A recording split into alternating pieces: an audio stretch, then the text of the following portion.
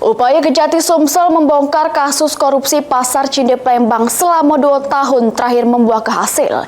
Ini, penyidik sudah menetapkan 5 orang tersangka yang melibatkan pejabat tinggi. Mak mana ulasannya, kita selik berikut ini.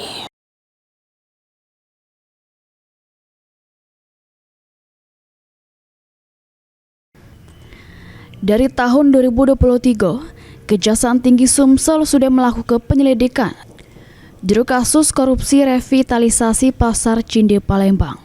2 tahun berjalan, penyidik akhirnya menetapkan 5 orang jadi tersangka yang menyeret sejumlah pejabat tinggi. Para tersangka ialah mantan Gubernur Sumsel Alex Nurdin, Ketua Panitia Pengadaan Badan Usaha Mitra Kerjasama Bangun Gunasra Edi Hermanto, Direktur PT MB Aldrin Tando, kemudian Kepala Cabang PT Magna Beatum Raiman Yousnaidi. Teranyar, penyidik menetapkan mantan Wali Kota Palembang Harnojoyo. Kasus ini bermula dari pemanfaatan aset punya Pemprov Sumsel yang digunakan untuk pembangunan fasilitas pendukung Asian Games 2018.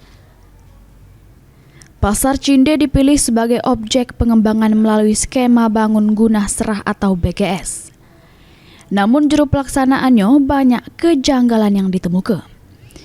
Kejanggalan tersebut ialah proses pengadaan tidak sesuai ketentuan, mitra BGS yang ditunjuk pun tidak memenuhi kualifikasi, serta kontrak yang ditandatangani juga dinilai bertentangan dengan perundang-undangan.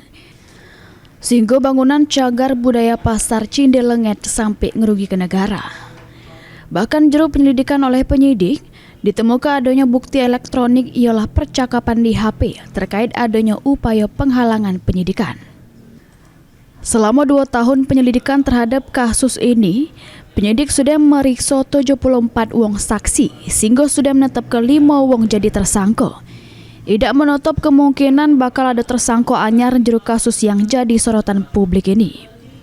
Karena menyangkut aset bersejarah yang ini hari sudah hilang lantak kerakusan penguasa. Tim Liputan, PAL TV.